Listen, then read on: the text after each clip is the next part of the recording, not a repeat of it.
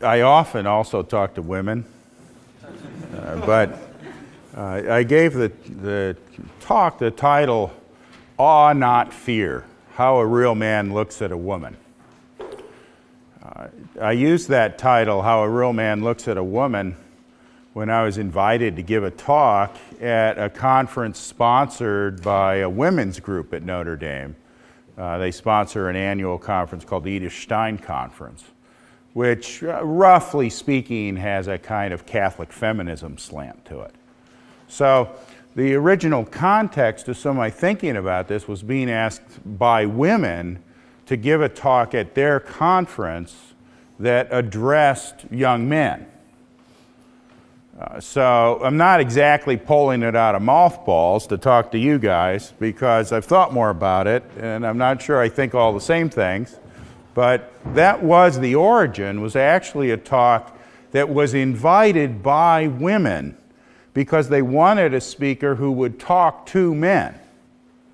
Now, this tells you something about contemporary women your age. They would like you to talk to them. Why do I start from something that might have seemed so obvious? Because we live in such a distorted time that elite culture has coded as down market, if not as explicitly white trash, the notion that a man would show respectful initiative in approaching a woman he finds attractive. One of the strangest things about the many strange things in contemporary elite university life is the way that standards of the corporate world, business casual dress even, have infected the student world. You're already being treated as quasi-employees while you're students. Indeed, one way to show that you're a serious student is that you have this quasi-corporate employee identity already as a student. Now, this started to infect the way faculty members saw themselves already by the beginning of my career in 1985. But every year, the ratchet has turned a little bit more. It used to be that university life, the relationship of apprentice learners to master learners, between professors and students, was understood as something entirely different from the relationship between an employer and an employee, say, let alone as a relationship between a customer and a seller. Now that world looks so old-fashioned. By the time I started teaching in 1985, it already looked old-fashioned. Now it looks so old-fashioned as to be virtually invisible. At least when I started teaching, and a lot of my older colleagues felt like their relationship to the students had a strongly personal dimension, a kind of personal apprenticeship, they weren't considered to be pedophiles. Now, who knows? It's actually dangerous at universities to get to know your students. A lot of my younger colleagues never have office hours with their door closed.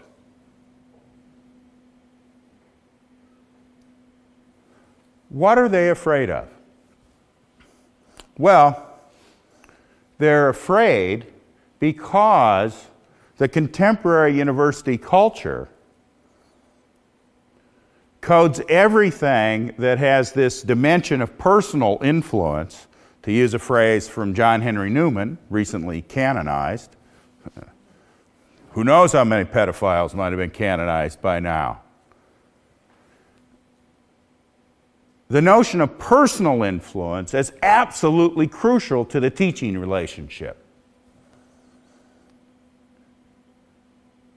This was a standard understanding of university life, of teaching life.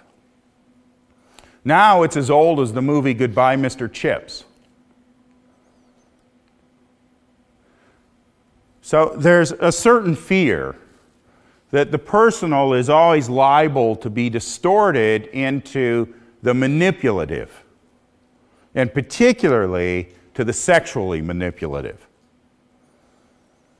Now, to be sure, it is not hard to find cases where that happens, where relations of personal influence, whether in teaching, in spiritual direction, or for that matter, in professional mentorship, has been distorted in the direction of sexual manipulation. But there's an old Latin tag, I won't say it in Latin, that abuse does not cancel use. The mere fact that personal influence, because of its substantial power, is susceptible to misuse doesn't mean that we should try to empty university relationships of that power. Power saws are dangerous things. You misuse them, you can cut off a finger or two, maybe a whole limb. But who would ban power saws because somebody was injured by one? That used to be a rhetorical question, but it's not anymore.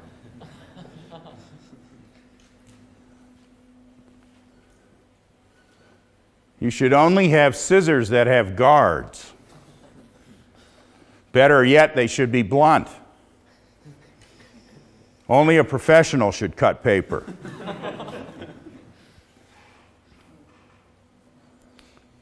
There is a spirit of fearfulness that penetrates elite culture in the United States about everything that looks personal.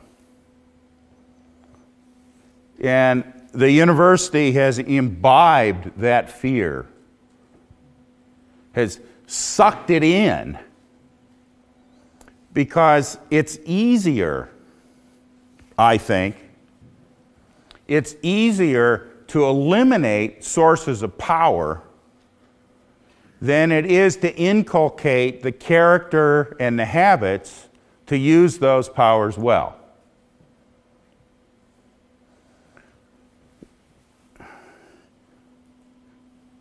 When I think about the problem of how men and women are to find each other in potentially loving relationships, for people the age of most of you, there are a few older guys out there, but I'm mostly thinking of guys kind of college age, around there, early 20s-ish.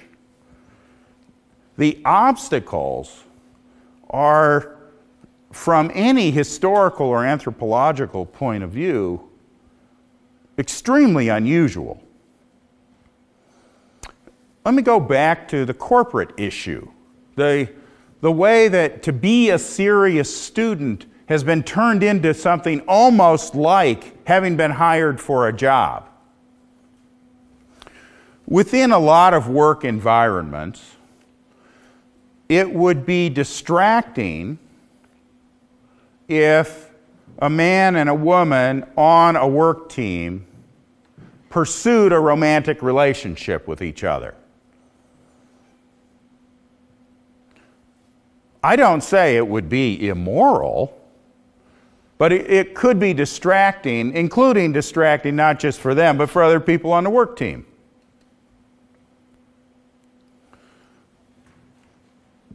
Now, lots of businesses have explicit rules that would make it a fireable offense. That doesn't mean people don't.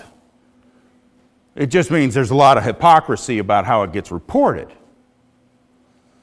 And naturally enough, sometimes there would be abuses or manipulation of the natural human tendency between men and women to find each other romantically attractive. So, corporations, in order to exercise more control over their employees, not because they have some deep moral impulse in their heart, please get over that. In order to exercise more control over their employees, have flattened out the natural human responsiveness that men and women have to each other. And perhaps for very good reasons. Maybe when you take on a job, you have to give up your heart. I'd want you to think about that, but maybe that's something you're willing to do. But now think about how universities have drifted toward a corporate model of human interaction and of human seriousness. See, the way that elite culture gets its hands on you, gets inside your head, is to make you feel like you're not quite serious if you don't assimilate to the things that elite culture says are serious. Arguments aren't really very important here. What's important is the social power of assimilation to an elite circle. You start to feel, I might be outside the circle of reasonable people. And it's not enough that you watch your tongue, that you watch what you say. It's not enough that you don't say, I don't believe there are women with penises. It's not enough that you don't say that. People are wary that you don't let yourself think that. And when they make that circle of the reasonable, of people who are the ones who actually informally kind of decide who gets hired, or who decides what's a reasonable syllabus. That circle of the reasonable, they guard their boundaries very carefully, even if not explicitly. So, the way elite university culture exercises itself on young men is to get you to bite your tongue so often, eventually you'll lose the power of speech.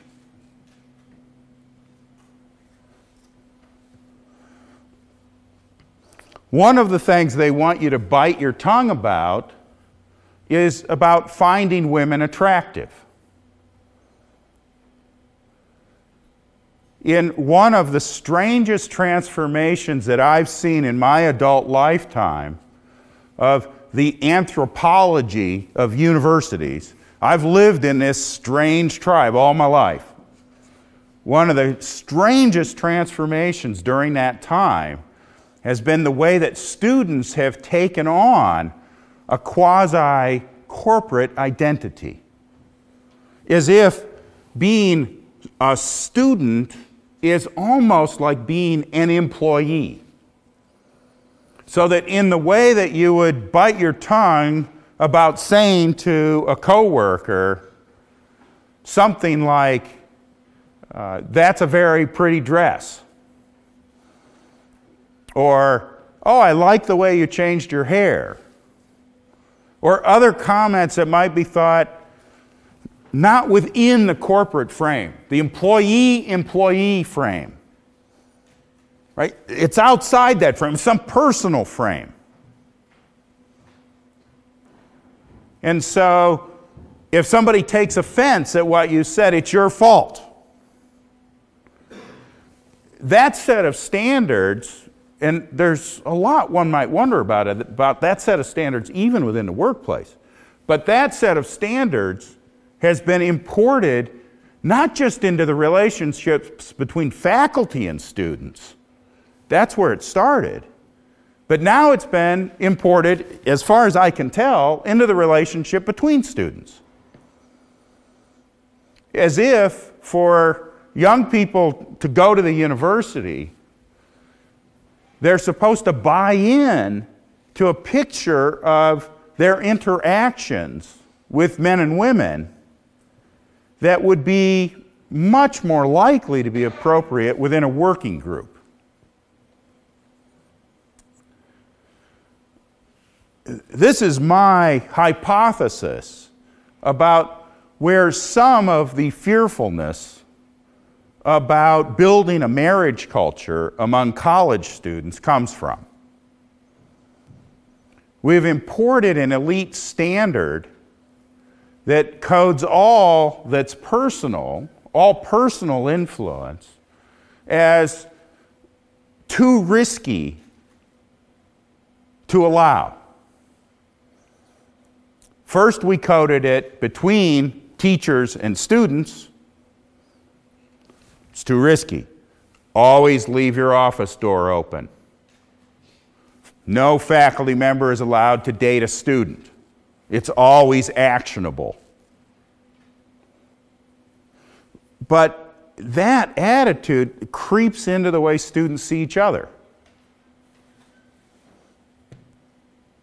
So, my worry is that this kind of fear is something we assimilate to without ever choosing it. How did, in the United States, the public health authorities get people to stop smoking so much? Well, for those of you who are young, you don't actually know. Right? It was already in place as a social norm among rich white people by the time you grew up. But it wasn't when I was a kid. And I can remember the cartoons and things that they would run to try to get people to stop smoking. What really worked? Was it the thing that's on the side of the cigarette package? The Surgeon General warns you you're going to get cancer and you're going to die. You're going to die. It's terrible to die. Don't smoke. Ah, it didn't work. You know what really worked? You're going to stink.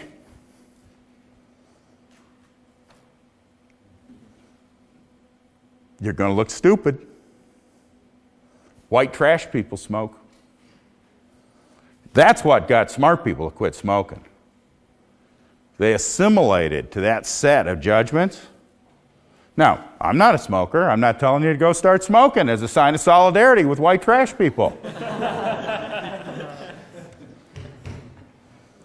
But I am asking you to reflect on how much of your social behavior reflects assimilation, as opposed to how much of it reflects conviction or argument. When now Saint John Paul II became Pope, the first thing he had, his slogan was, "Be not afraid."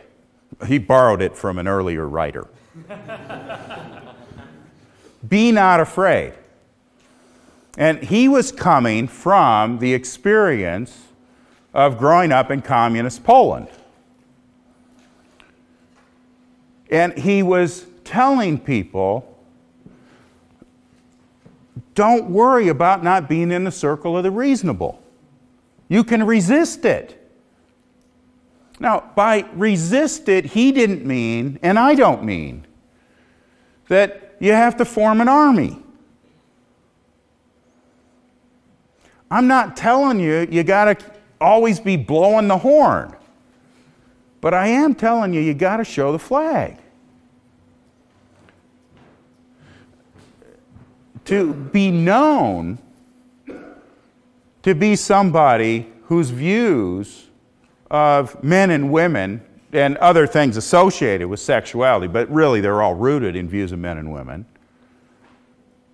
that your views of men and women see the great glory of sexual dimorphism to be that men and women as couples can imitate the creative power of God. To show the flag that you believe that is more important, I think, than that you're constantly blowing the horn about it. Now, I don't mind that some of you will grow up to be horn blowers. Some of you will have a charism for that kind of public expression in the public square. But far many more of you will have the charism, the vocation, to carry yourself as a man who wants to be married. Whether before you're married or after you're married, it's at least as important to look like a man who wants to be married after you get married as it is before.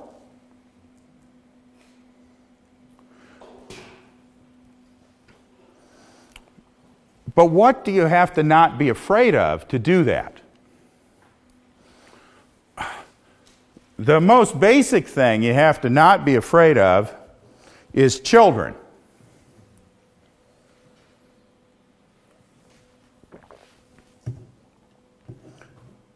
I'm sure some of you have heard about how babies are made.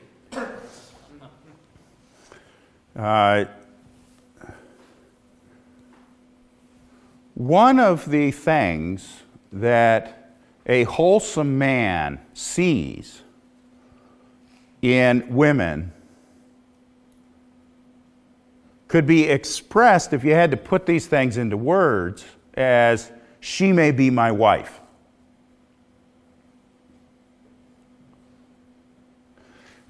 If you live in a social space that absorbs almost all of your time, where that thought is out of bounds, you need a new social space.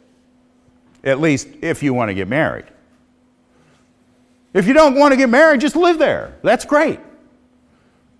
Form social groups mixed of men and women, all of whom are friends. That is to say, all of whom would think it was creepy to be asked out by the other people in that social group. If you don't want to get married, that's great. But if you do want to get married, it's wrong. It's the wrong way to live. The natural fact about being attracted to a woman with the special spark of sexual attraction, the natural fact of that kind of attraction is that it opens up in the direction of marriage, of a lifelong commitment that includes sexuality open to procreation. Now, I'm not saying you got to mention it on the first date, but you know you're aware of it. You're aware of it in the first moment. You won't all end up marrying the first woman that you experience that kind of attraction to. And I'm not talking about, look, anybody can have a sexual feeling. I'm talking about an actual attraction to another person, where establishing a lifelong connection is something that you entertain in your mind. Naturally, an aspect of a lifelong connection is a sexual one. It's hardly the only one, but it's the most important one. Why is it the most important one? Because it's the only one that makes another human being.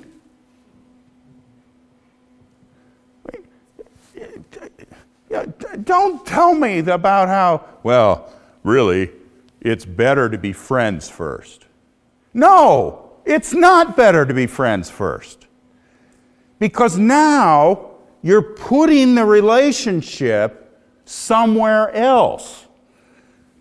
Usually people who say that, they actually are just being patient or discreet. My wife is not my friend. I don't sleep with my friends.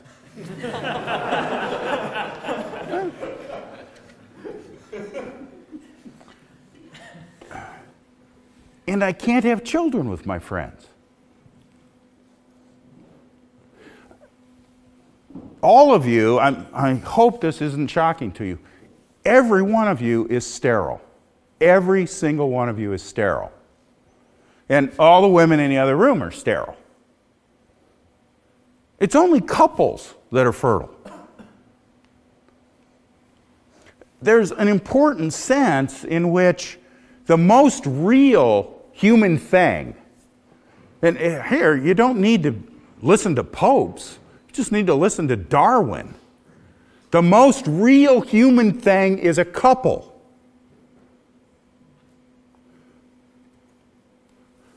When you commit yourself to a woman, a new thing enters the world. You're a part of that thing, but you're only a part of it. It is exhilarating. And the sexual congress between man and woman, that's at least as old as Mr. Chips. The sexual congress between a man and a woman, insofar as it is allowed to have its natural excitement and trajectory toward procreation. Thank you.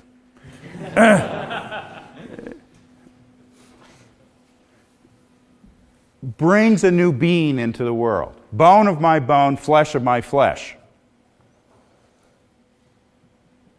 And God has so ordained things that the very expression and celebration in sexual intercourse of that newness that you experience the moment you say that vow, for better, for worse, till death, that newness in the couple is also procreative of new human beings.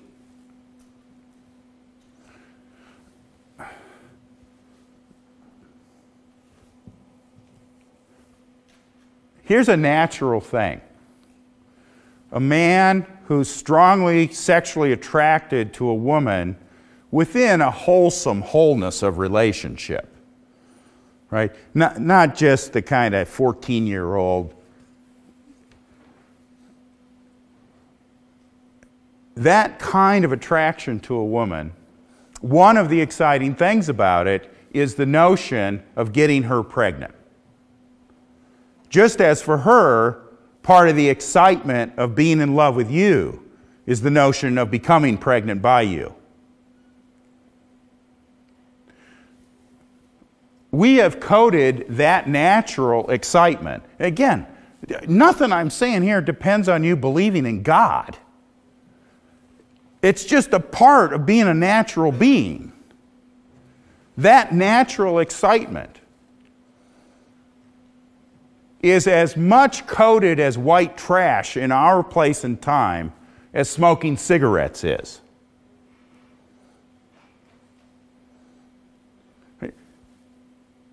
Try it out in one of your seminars. Next time there's a conversation, I'm sure there's some way to make it come up. Just say, I'd really like to get a woman pregnant. And see how people react. Better. Just say, I would like to get my wife pregnant. Just say that.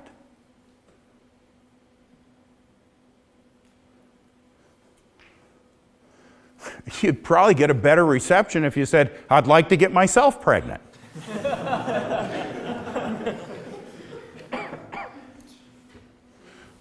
Because we don't see the couple as fully real. We don't see the couple as the real thing. in certain social circumstances, it'd probably be okay for a man to say, as long as his wife was there, smiling somehow, saying, yes, we'd like to get pregnant. But the acknowledgement of this fact of sexuality, of the fact that that power saw of conjugal bliss produces another human being, that is difficult for people to acknowledge right now. And after all, what good does it do your employer if you have a baby?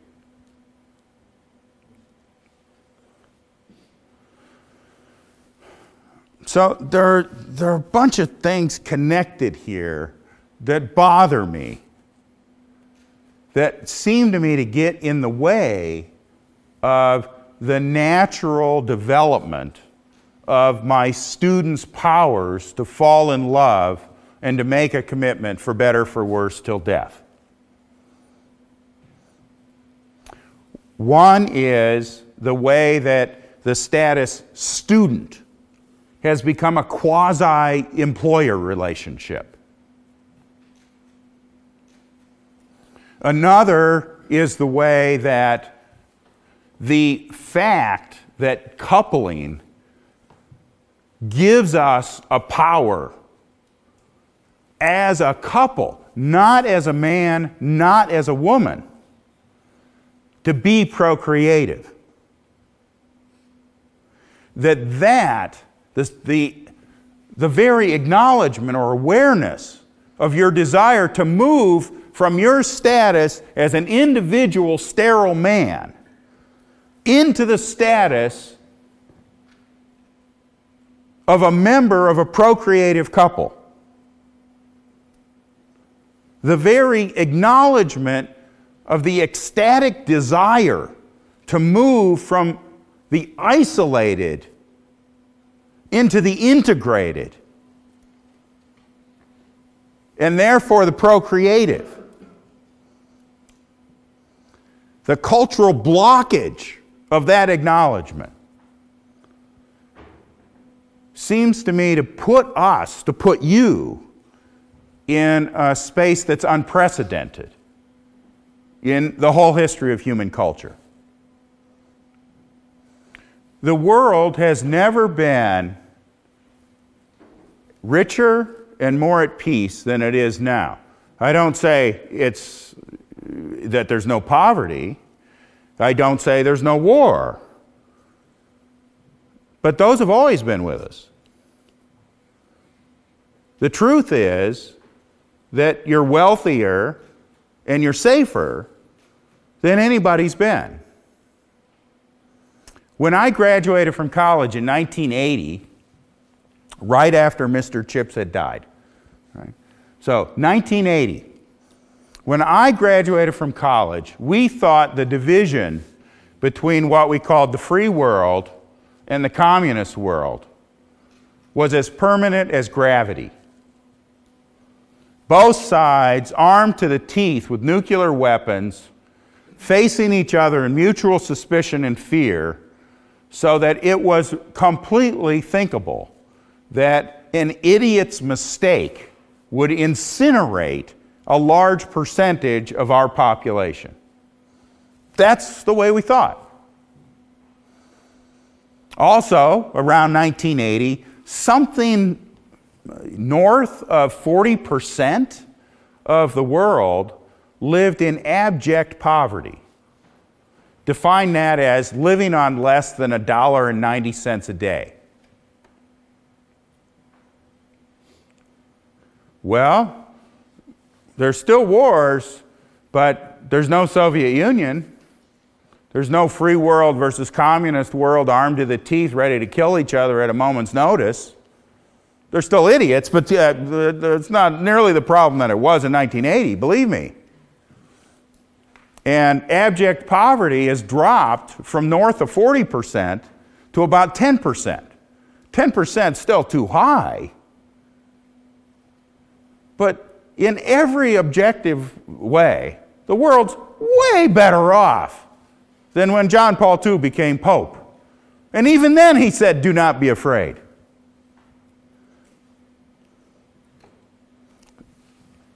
I don't know, maybe climate change is scaring you so much you're afraid to have children.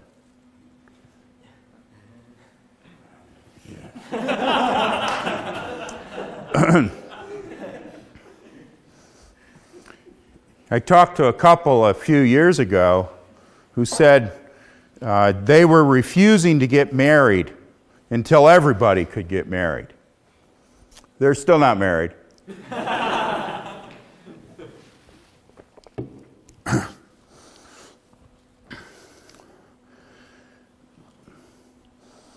I wanted to say a little bit, after kind of poking on these things, a little bit about some Catholic resources. And I realize not everybody here is Catholic, but I don't mean these resources to be available only to those who, in a denominational sense, think of themselves as Roman Catholics. John Henry Newman, after he became a Roman Catholic, left the Anglican Communion, the first major thing that he published as a Roman Catholic was called Discourses addressed to mixed congregations. So this was in 1849. And it's a series of 18, really, sermons. And as is typical of John Henry Newman, they're of great psychological depth. And often you feel like he's talking directly to you. In the 17th of the 18, Newman gives a sermon, an address, on the doctrine of the Immaculate Conception. Now, we were just a few years away from the official proclamation by Pope Pius IX of the dogma of the Immaculate Conception.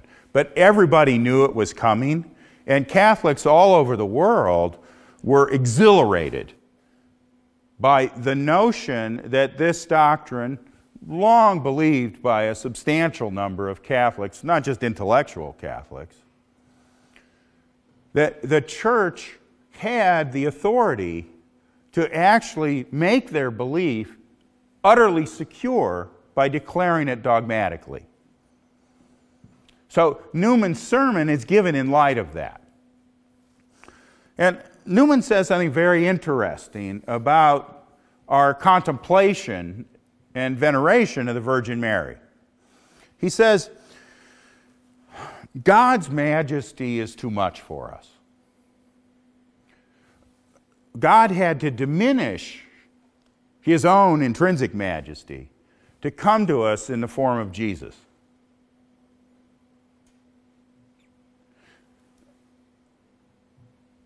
The wonder of Mary is that her beauty comes to us in a completely human form that's much easier for us to receive. Yet, Newman says, her beauty is not dangerous as is earthly beauty. Dangerous, a curious word. And what he means, of course, is that there can be something perilous for men about female beauty because of the turbulence of our sexual response to it, of our erotic response. And Newman felt, and here he's consistent with the tradition of how to paint the Virgin Mary,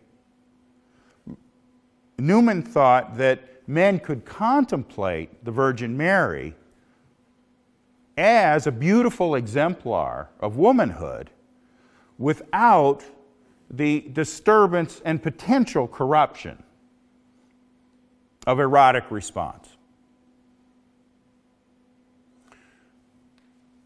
James Joyce, in Portrait of the Artist as a Young Man, quoted Newman's exact line about Mary and about how her beauty is not dangerous, like earthly beauty. But Joyce quoted it in a passage that excuses impure sexual thoughts about women, unwholesome such thoughts. Joyce twisted Newman to his own purposes to suggest that since we know we fail in the pursuit of purity in sexual desire, we should give up the project of purity. I mean, what's the point of going to confession over and over again and confessing the same damn sin? Just say it's not a sin. It's amazing how wisdom suddenly blossoms in the 20th century.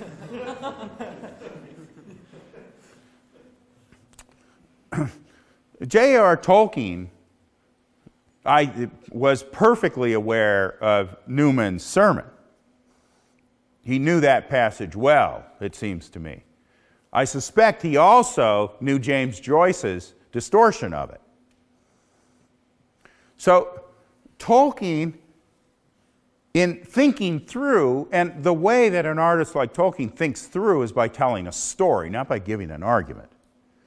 Tolkien, in thinking through Newman's idea that Mary presents to us something of divine majesty, but in a form that is closer to our station, our condition as human men,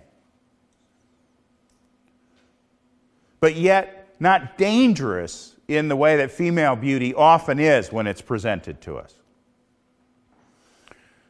Tolkien, in thinking about that, produced two major characters in his fiction, The Lord of the Rings, the figure of Arwen and the figure of Galadriel. Both images of female beauty translated to the realm of the elves, but female beauty that's still responded to by mortal men. In the case of Arwen, in a way that's fully marital in the end, but that is undistorted because completely disciplined. The relationship between Arwen and Aragorn. There's a lot more one could say about that. But the figure of Galadriel,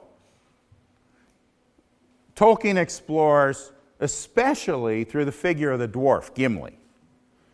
And when it comes to appropriate sexual response to female beauty, we're all dwarves. Gimli falls in love with Galadriel. But his falling in love with her strikes his heart as a wound, but a wound he's happy to have.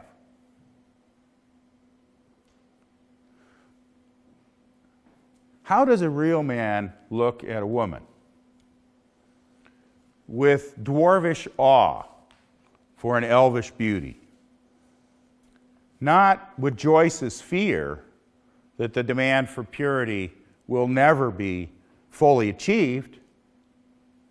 That is a truth. But don't throw away your power tools because occasionally you're an idiot with one. Thank you.